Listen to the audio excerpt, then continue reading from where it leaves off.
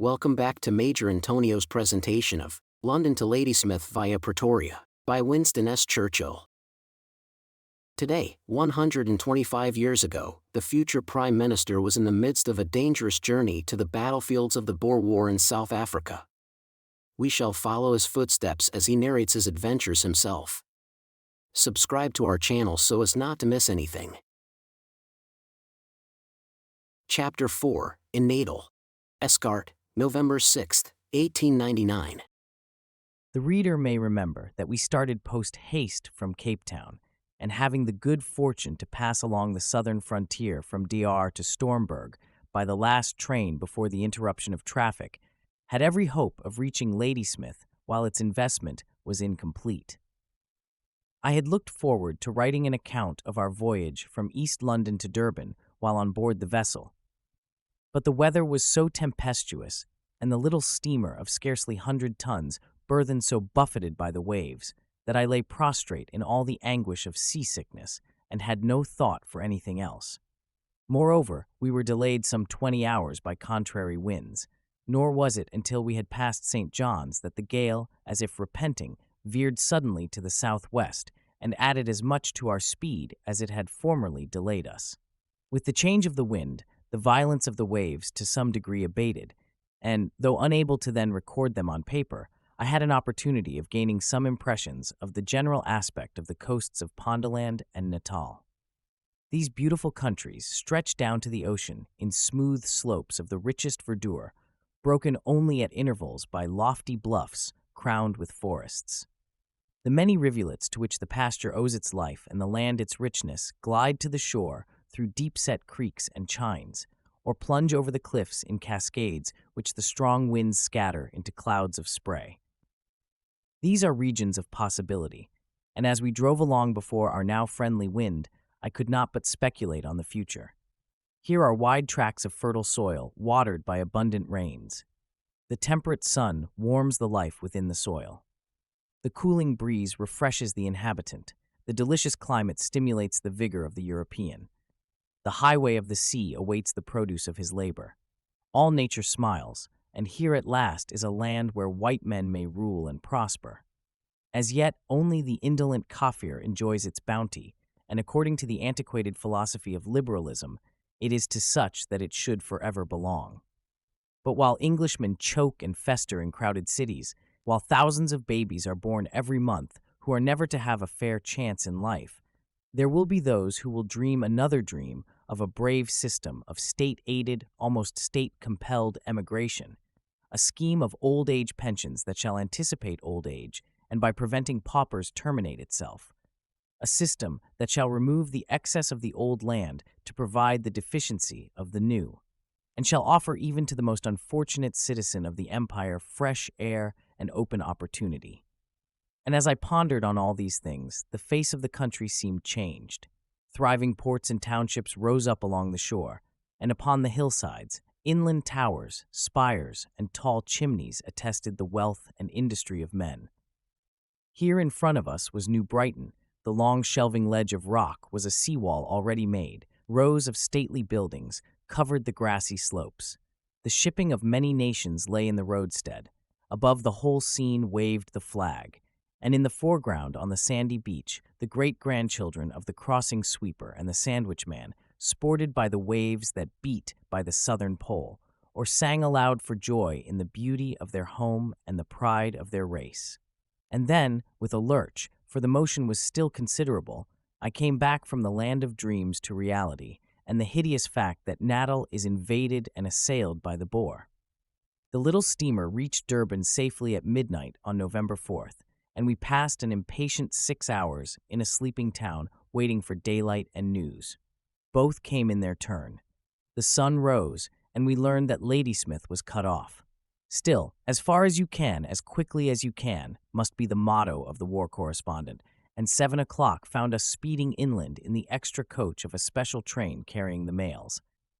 The hours I passed in Durban were not without occupation. The hospital ship Sumatra lay close to our moorings, and as soon as it was light I visited her to look for friends, and found, alas, several in a sorry plight.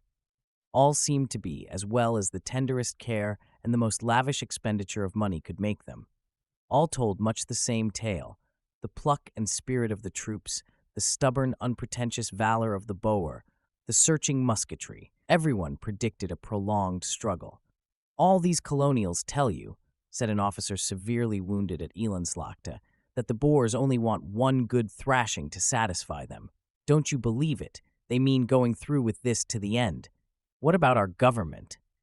And the answer that all were united at home, and that Boer constancy would be met with equal perseverance and greater resources, lighted the pain-drawn features with a hopeful smile. "Well, I never felt quite safe with those politicians. I can't get about for 2 months. He was shot through the thigh, but I hope to be in at the death. It's our blood against theirs."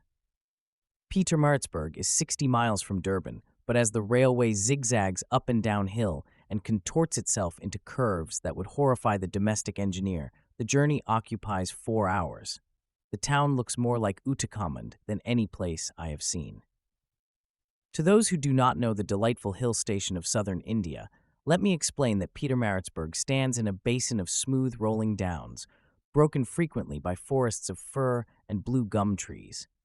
It is a sleepy, dead-alive place.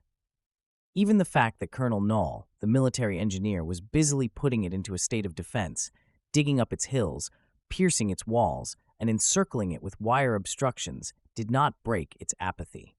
The Times of Natal struggled to rouse excitement and placarded its office with the latest telegrams from the front, some of which had reached Pietermaritzburg via London. But the composure of the civil population is a useful factor in war, and I wish it were within the power of my poor pen to bring home to the people of England how excellently the colonists of Natal have deserved of the state. There are several points to be remembered in this connection. First, the colonists have had many dealings with the Boers.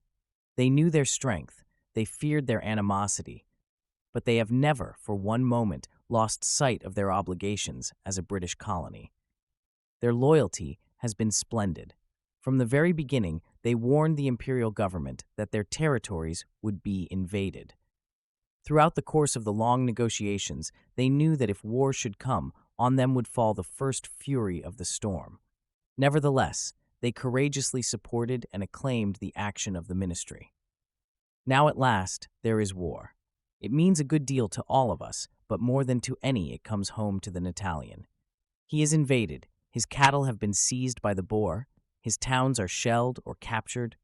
The most powerful force on which he relies for protection is isolated in Ladysmith. His capital is being loopholed and entrenched. Newcastle has been abandoned, Colenso has fallen, Estcourt is threatened. The possibility that the whole province will be overrun stares him in the face. From the beginning, he asked for protection. From the beginning, he was promised complete protection, but scarcely a word of complaint is heard. The townsfolk are calm and orderly, the press dignified and sober. The men capable of bearing arms have responded nobly. Boys of 16 march with men of 50 to war, to no light, easy war. All the volunteers are in the field bearing their full share of the fighting like men. Nor are the outlanders backward in their own quarrel. The Imperial Light Infantry is eagerly filled. The Imperial Light Horse can find no more vacancies, not even for those who will serve without pay. I talked with a wounded Gordon Highlander, one of those who dashed across the famous causeway of Dargai and breasted the still more glorious slope of Elandslaagte. "We had the Imperial Horse with us," he said. "They're the best I've ever seen." The casualty lists tell the same tale. To storm the hill, the regiment dismounted less than 200 men. They reached the top unchecked. Their colonel, their adjutant, Lieutenant Barnes, 7 other officers, and upwards of 60 men killed or wounded, nearly 30%. Many of this corps came from Johannesburg. After this, who will dare call outlanders cowards? Not that it will ever matter again. Viewed in quieter days, the patient, trustful attitude of this colony of Natal will impress the historian. The devotion of its people to their sovereign and to their motherland should endear them to all good Englishmen and win them general respect and sympathy. And full indemnity to all individual colonists who have suffered loss must stand as an imperial debt of honor. This concludes today's reading of London to Ladysmith via Pretoria by Winston S. Churchill. Join us also on November 9th for the subsequent chapter. Subscribe to Major Antonio's channel. Thanks for listening, and so long.